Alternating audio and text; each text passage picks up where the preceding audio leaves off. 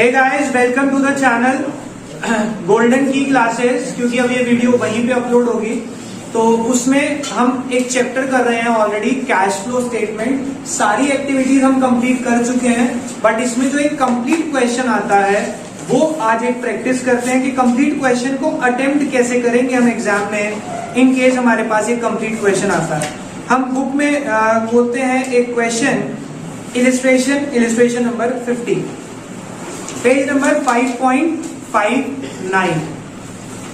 देखते हैं ये इलिस्ट्रेशन में हमारे पास गिवन क्या है। हमारे पास क्वेश्चन में क्या है, ध्यान से पढ़ें। ऐसा ही क्वेश्चन आता है पेपर में हमारे पास। From the following balance sheet and additional information of Shubh limited you are required to prepare cash flow statement as per AS3 revised. AS3 accounting standard. India में कोई भी अकाउंटिंग अगर आपने करनी है उसके लिए अकाउंटिंग स्टैंडर्ड फॉलो करना जरूरी है। अकाउंटिंग स्टैंडर्ड होते क्या है? अकाउंट्स को करने के रूल्स एंड रेगुलेशंस। वो रूल्स एंड रेगुलेशन लिखे हैं अकाउंटिंग स्टैंडर्ड में। आप कोई भी अपने बिजनेस में अकाउंट्स बनाना चाहते हैं तो आपको इन रूल्स को फॉलो करना होता है। टोटल 1 से लेके 32 तक अकाउंटिंग स्टैंडर्ड है इंडिया में, और हर अकाउंटिंग स्टैंडर्ड एक टॉपिक के बारे में है। उसमें से accounting standard number 3 cash flow statement के बारे में बताता है, और उसी में ये फॉर्मेट दिया हुआ है। तभी मैं आपको बार बार कह रहा हूं कि फॉर्मेट को चेंज नहीं कर सकते, क्योंकि रूल्स कभी चेंज नहीं होते किसी के लिए भी। तो इसलिए हमें स्टैंडर्ड में ये रूल्स दिए हुए जो हमें फॉलो करने हैं। तो कौन से स्टैंडर्ड में है? अकाउंटिंग स्टैंडर्ड नंबर 3, क्योंकि 1 मार्क में आ सकता है। क्लियर? चलते आगे। देखो बेटा, जब कभी कंप्लीट क्वेश्चन आता है तो हमारा फॉर्मेट चेंज होता है। पर्टिकुलर्स, कॉलम 1, कॉलम 2, इनको यूज कैसे करना है? बेसिकली ये 3 कॉलम है, एक इनर कॉलम, मिडिल कॉलम और आउटर कॉलम। कैसे यूज करना है ध्यान से देखते हैं। मुझे क्या कहा? Prepare cash flow statement. Operating नहीं बोला, ना इन्वेस्टिंग, ना ही फाइनेंसिंग, पूरा कैश फ्लो बोला। तो मैं क्या लिखने वाला हूं? देखो बेटा, मुझे यहीं पे तीनों एक्टिविटी शो करनी है, तो मैं सबसे पहले यहां लिखने वाला हूं cash flow from operating activities. Right? आप भी पेपर में ऐसे ही करेंगे। ऑपरेटिंग एक्टिविटीज लिखिए। स्टार्ट कहां से होती है? Net profit before tax. अगर ये पूछा है इसके लिए वर्किंग नोट बनाना पड़ेगा, तो वर्किंग नोट के लिए मैंने अगला पेज चूज कर लिया ऑलरेडी। इसमें मैं ऐड करूंगा 4 to 5 लाइन्स छोड़ दूंगा, लेस 2 to 3 लाइन्स। क्या आ जाएगा मेरा? Operating profit before working capital changes. Right? उसके बाद ऐड लेस, 2 लाइनें छोड़ दूंगा क्योंकि मुझे पता है इससे ज्यादा इसमें आता नहीं है कभी। Decrease in current asset, increase in current liability, increase in current asset, add less करने के बाद क्या आता है? Cash generated from operation.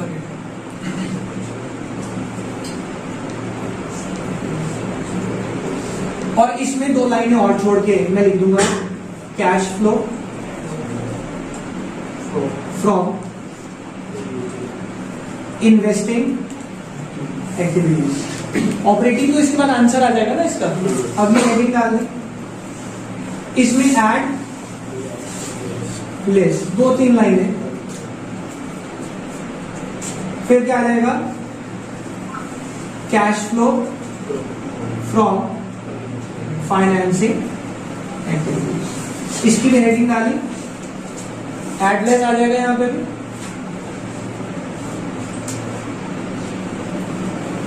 और ड्रॉप कर दिया क्वेश्चन। ये मेरा फॉर्मेट पूरे का बन गया। अब मैं क्या करूंगा? एक क्वेश्चन को एक तरफ से पढ़ना शुरू करूंगा, जोन सी ट्रांजेक्शन जहां की है वहां पोस्ट करूंगा। पर सबसे पहला मेरा काम होता है नेट प्रॉफिट बिफोर टैक्स को ढूंढना। बैलेंस शीट है तो कहां मिलेगा? Reserve and surplus. उसका नोट चेक करें, लिखा है सर, नोट नंबर 1 में जाते हैं। Reserve and surplus that is balance in statement of P&L। अब वर्किंग नोट बनेगा या नहीं, मैंने कहा था 3 चीजें चेक कर लेना क्वेश्चन में, टैक्स, डिविडेंड या रिजर्व। सर रिजर्व तो है नहीं, नीचे एडजस्टमेंट में सर टैक्स है, डिविडेंड भी है, यानी कि वर्किंग नोट बनाना पड़ेगा। तो निकालते हैं यहाँ पे वर्किंग नोट में balance in statement of P&L, surplus that is balance in statement of P&L। कितना आ रहा है? करंट माइनस प्रीवियस 1,35,000, 135 आएगा ना, करंट माइनस प्रीवियस, पॉजिटिव का 135, राइट? कोई प्रॉब्लम? अब मैंने और कोई चीज नहीं पढ़ी, नीचे जो एडजस्टमेंट है इसको देख के पॉइंट लगा लेता हूं। इनकम टैक्स, देखो बेटा टैक्स के लिए कोई पॉइंट दिया हुआ वहां पे? कुछ भी नहीं है। नोट टू अकाउंट में उसमें भी नहीं है, तो इसको ब्लैंक छोड़ दो। आगे डिविडेंड पेड, इक्विटी शेयर है, शेयर कैपिटल है, शेयर कैपिटल है तो शेयर पे ही डिविडेंड दिया होगा। अगर उसका वर्किंग नोट नहीं है यानी कि वही सब कुछ है तो उसी पे डिविडेंड होगा, उस पे मार्क लगा लें। इंटरेस्ट ऑन बैंक ओवरड्राफ्ट, देखो लोन या बैंक ओवरड्राफ्ट दिया हुआ है करंट लायबिलिटी में, वहां पॉइंट लग गया, यानी कि सिर्फ 3 एडजस्टमेंट। अब मैं क्वेश्चन को from the very first point शुरू करता हूं। क्या है? Share capital. बेटा पहले कितने की थी? 3 लाख। अभी कितने की हो गई? 4,50,000। यानी कि शेयर इश्यू हुए हैं कौन सी एक्टिविटी में? फाइनेंसिंग में। कल बताया था फाइनेंसिंग में क्या होगा, प्लस या माइनस? आपको कहा था बढ़ रहा है तो पैसे इनफ्लो। इतना सोच लेना कि शेयर्स और लोन में, शेयर्स और डिवेंचर या लोन में बढ़ रहा है तो प्लस, कम हो रहा है तो, क्योंकि ये लायबिलिटी साइड है, इनका बढ़ना मतलब पैसा आया होगा। शेयर बढ़ रहे हैं यानी कि पैसा आया है, तो एड साइड लिख लेता हूं इश्यू ऑफ शेयर कैपिटल, क्योंकि मुझे बताया नहीं इक्विटी है या प्रेफरेंस है। कितना? 1 लाख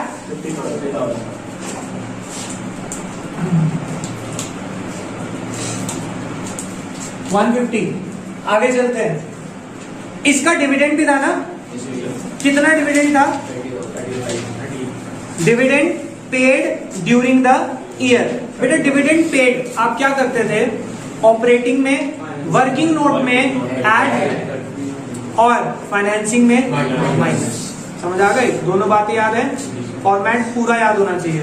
तो मैं ऑपरेटिंग में, वर्किंग नोट में ऐड कर रहा हूं डिविडेंड पेड। एक काम करते हैं, डिविडेंड पेड कितना? 30।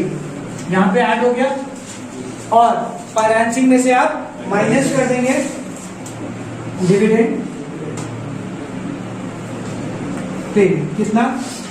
35। आगे चले, डिविडेंड पेड के बाद शेयर्स वाला ट्रीटमेंट पूरा हो गया मेरा। आगे चलते हैं बेटा, शॉर्ट रिजर्व एंड सरप्लस का ट्रीटमेंट कर लिया हमने। Short term borrowing bank overdraft 50 की थी, 50 की है, कोई चेंज नहीं, सेम रहेगा, बट इसकी एडजस्टमेंट है। क्या कहा है?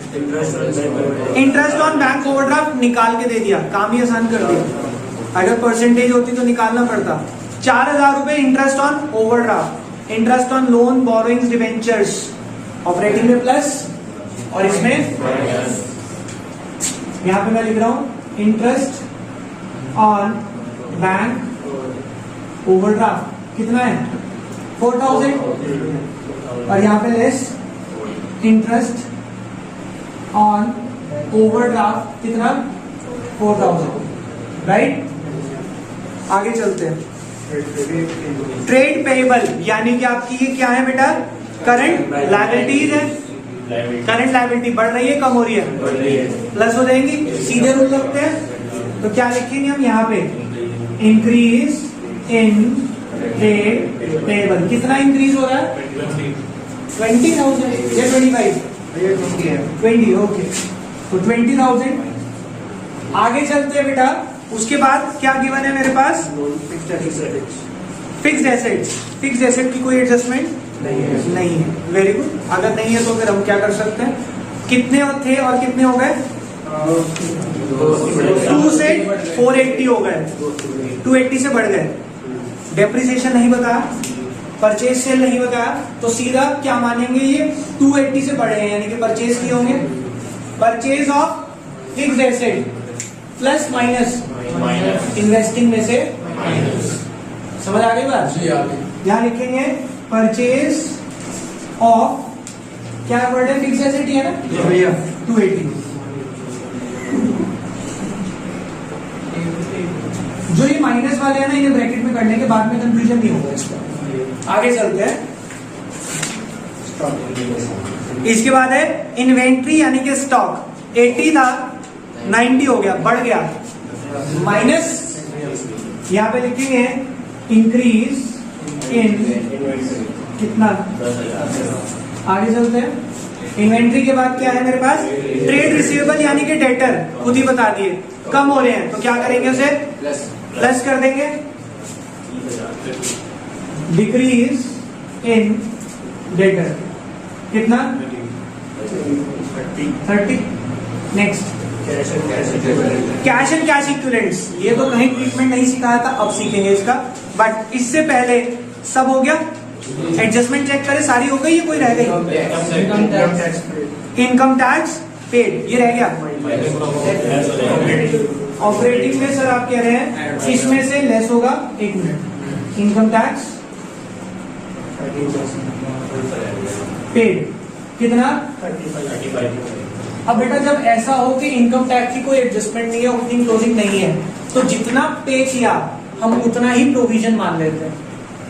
ठीक है, ये चीज याद रखना, वहां पे प्रोविजन फॉर टैक्स, ये एक पॉइंट आपको याद रखना पड़ेगा। ऐसा किसी और क्वेश्चन में नहीं है, क्योंकि वहां प्रोविजन फॉर टैक्स गिवन होता था, तो हम उसका वर्किंग नोट बनाते थे।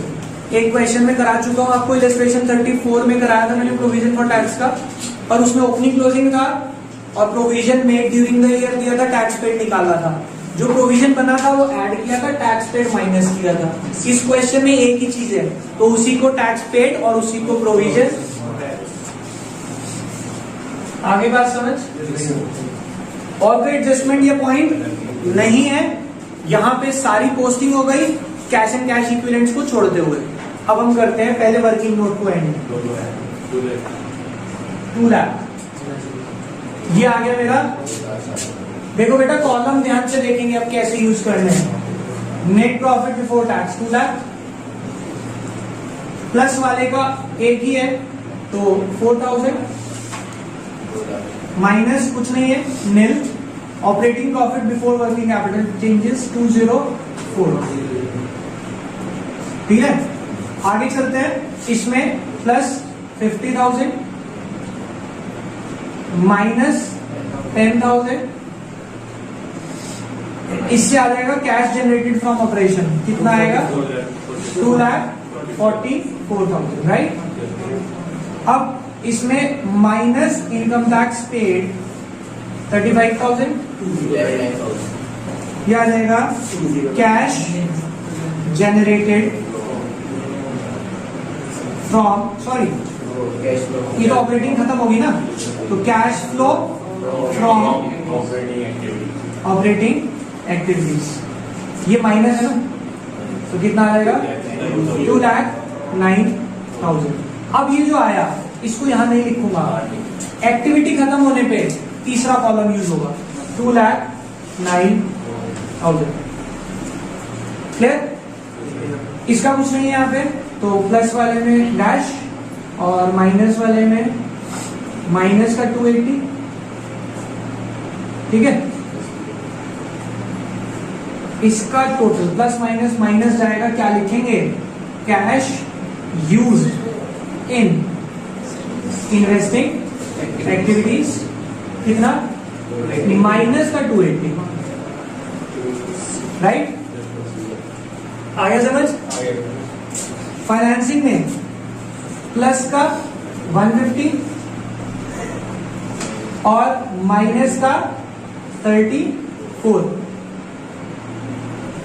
इसमें से ये माइनस करेंगे कितना आ जाएगा 116 प्लस का, राइट, 1,16,000।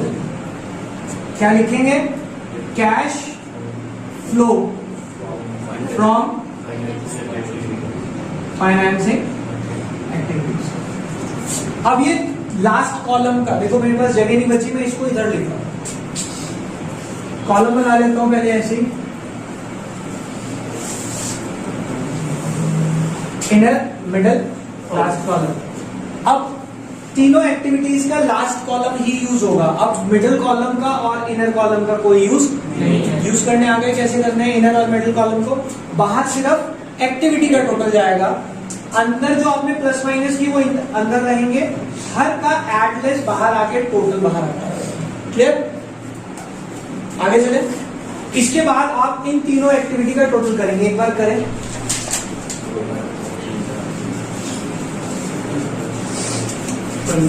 तीनों एक्टिविटी का टोटल करेंगे आप, प्लस का सिर्फ 45, ठीक है, 45 आ रहा है ना। क्या लिखूंगा, ध्यान से देखेंगे, net increase in cash and cash equivalence. कितना बताया आपने? 45,000। अगर ये माइनस में आता तो मैं क्या लिखता? Net decrease in cash and cash equivalents. आगे एड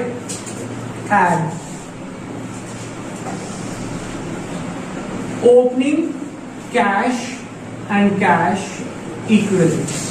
शुरुआत में कितने थे? 85। अब बेटा यहां पे तो हमें कैश एंड कैश इक्विवेलेंट दिए हुए हैं, वरना हमें पता है ना उसमें क्या क्या जोड़ना होता है। 5 चीजें, cash in hand, cash at bank, marketable security, current investment और शॉर्ट टर्म डिपॉजिट्स। ये आ गए ओपनिंग वाले ऐड किए, टोटल करो कितना आ रहा है ये 130। ये हमेशा इक्वल होगा closing cash and cash equivalent. अगर ये मैच हो गया answer is all right, otherwise कोई गलती होगी। क्लियर? चेक कर लो, क्लोजिंग आपको 130 ही दिए होंगे। यहां पे हमारा कैश फ्लो क्वेश्चन खत्म होता है। कैश फ्लो का लेंथी क्वेश्चन कभी भी मुश्किल नहीं होता। ऑपरेटिंग अगर दे दे सिर्फ, वो थोड़ा सा ट्रिकी हो जाता है, क्योंकि उसमें एडजस्टमेंट ज्यादा देंगे फिर आपको। लेंथी क्वेश्चन में एडजस्टमेंट क्या आएंगी मैं आपको बता देता हूं। मैक्सिमम एक एसेट अकाउंट बनाने को आ जाएगा, आपको एसेट अकाउंट बनाना सिखा लिया। एक प्रोविजन फॉर टैक्स का अकाउंट आ जाएगा। प्रोविजन फॉर टैक्स देखते ही बच्चा कंफ्यूज हो जाता है। आपको सिंपल सी बात अब दोबारा रिपीट कर देता हूं कि प्रोविजन फॉर टैक्स बेटा हमारी लिए लायबिलिटी होती है। यहां से क्रेडिट साइड से शुरू होगा बाय बैलेंस, और यहां आएगा टू बैलेंस, ओपनिंग क्लोजिंग होगा। अब आपको उसके बाद एक चीज और दी हुई होगी, या तो टैक्स पेड या फिर provision for tax. Provision for tax को टैक्स प्रोवाइडेड भी लिख देते हैं। टैक्स प्रोवाइडेड का मतलब प्रोविजन बना है। देखो बेटा आपने कहा कि मान लो ये 20,000 था और ये 10,000 था, ठीक है, लिख लिया आपने सबसे पहले। अगर आपको दे दिया प्रोविजन फॉर टैक्स या tax provided is 30,000, tax provided is, provision बना है ना, प्रोविजन लायबिलिटी है, उसका और क्रिएट करना है, तो लायबिलिटी और बढ़ेगी, यानी कि और क्रेडिट होगा। यहां लिखेंगे किस नाम से? By statement of P&L, by statement of 30,000। Difference आएगा इधर, क्या लिखेंगे? To bank tax paid, right. 50 माइनस 10 40,000। ओपनिंग क्लोजिंग का कोई ट्रीटमेंट होता नहीं है। प्रोविजन फॉर टैक्स जो इस बार बना ये ऐड हो जाएगा, कहां पे? यहां पे, और टैक्स पेड ऑपरेटिंग के लास्ट में माइनस। समझ आया? कोई प्रॉब्लम? पक्का?